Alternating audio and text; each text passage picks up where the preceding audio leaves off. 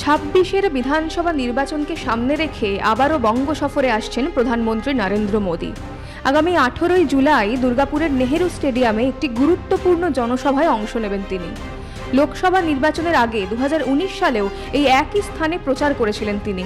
এবার বিধানসভা নির্বাচনের প্রস্তুতির অংশ হিসেবে সেই একই মঞ্চ থেকে শুরু হচ্ছে বিজেপির নতুন দিকনির্দেশ। সবার প্রস্তুতি নিয়ে বললেন বিজেপির সর্বভারতীয় সাধারণ সম্পাদক সুনীল বনসাল।